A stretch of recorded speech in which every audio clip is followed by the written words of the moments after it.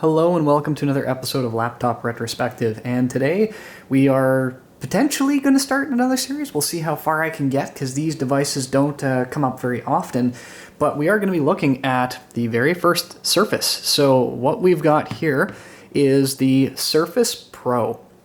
So a little bit of background information about the Surface Pro, because this was a device that no one really knew what to do with when it first came out, and it had to carve itself a place in the market and endear it to the early adopters and also create envy in those people that were still using traditional clamshell laptops. So the device was first announced in 2012, June, and it was moderately equipped. So this one came with an i5 3317U with 4 gigabytes of RAM. You had two optional sizes for built-in SSD, 64 gigabyte or 128 gigabyte. It has a 42 watt-hour battery, and it has a micro SD card that could support up to 200 gigabytes of additional storage. So in terms of it being able to hold your productivity files, that was no issue for the Surface Pro. As you'll see, it also came equipped with a web camera at the top for business conferencing. And at this point, we may as well do the tour. So on this side here, we have USB, we have a headphone jack, we have a volume rocker.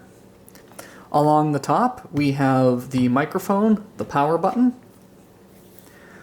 Along here, we've got the micro SD card slot, we have the power connector, and then we've got mini display port. Along the bottom, we have the dock for the keyboard that was not included, and you had to buy that separately. Same thing with the pen. That's one thing that Surfaces are known for to this very day, is that you are having to bundle your accessories as you go. Along the back, we also do have a web camera that faces forward, which was handy in business meetings or capturing images of documents and all of that other business. And if I lay this down gently, we can see that the first iteration of the kickstand, which is one position. And if you're looking for your serial number and the size, it is clearly printed at the bottom. So if you want to know which version of the Surface you have or what size, it is conveniently located there. Now, here's where the Surface didn't do so well, is that it was a weird device. No one had ever seen anything like this. Tablet for productivity. To be fair, Apple is still trying to figure that out. Anyway, moving on. I've actually got a funny story I heard from a friend of mine when he knew that I was going to be looking at this tablet.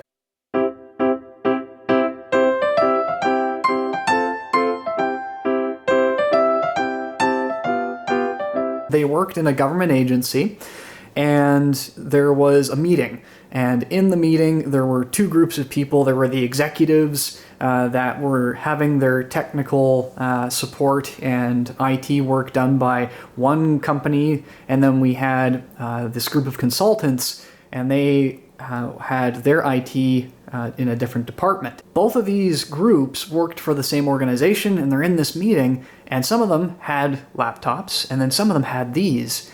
And the envy was real. Apparently, so it has been said, that once the people with laptops left that meeting, they immediately went back to their IT department and said, "Why didn't we get these?" Now, plenty of reasons, and it's also the reason that you don't see them refurbished very often outside of Microsoft directly, and that is they are very difficult to repair more often than not. They're held together mostly with adhesive, a handful of screws, and sometimes opening them up can cause more damage than good. So, they do not necessarily have a second-hand market legacy unless you are buying it as a person is just getting bored with it, but if there's any damage, then it can be difficult to source parts and do the repair and all that good stuff. Lastly, this device did ship with Windows 8. You can upgrade it to Windows 10 with no issues whatsoever, but it's also interesting to see the operating system that this was initially designed to use. By the way, that was a start from it being shut off entirely. If you have never seen Windows 8, the very first version essentially used this tile system that took a lot of getting used to if you were really not familiar with it. And for those of us that like our start menus, you're going to find that desktop icon, tap it, and breathe a semi-sigh of relief. And I say semi-sigh because you still don't have a start menu unless you swipe to the right, and then you have most of the same things that you would have. You can access devices, settings, and all of that. Realistically though, if you have one of these devices, there's no good reason to probably still run it on Windows 8 unless you want the authentic experience. That being said, if you can find even the original Surface Pro for a good price and it's in good condition and the battery wear isn't entirely terrible, this is actually not a bad little tablet to have. The screen resolution is sharp, it's clean, it's crisp. You can find the dock and accessories for it without too much difficulty. And you know what? On a budget, there is absolutely nothing wrong with the speed of this device with most productivity tasks. It's fairly light, it's certainly thick, it does support auto rotation.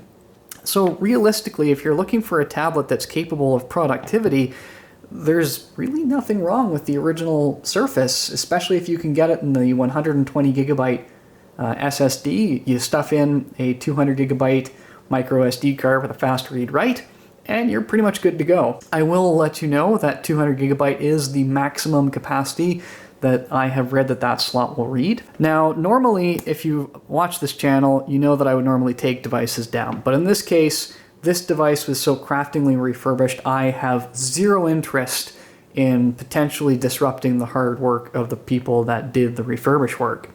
So that is where we are going to leave it for today.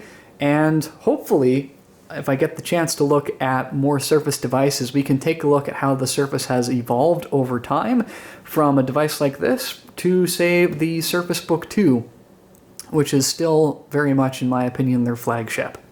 At any rate, I hope you enjoyed this quick and simple look at the Surface Pro, the one that started it all. Thank you very much for watching. If you enjoyed this sort of content, please consider the big four here at the bottom. Like the video, share it, subscribe, and hit that notification bell. So if there are more videos on Surface-like products, that you can go ahead and watch them. Thank you very much for watching, and I'll see you next time.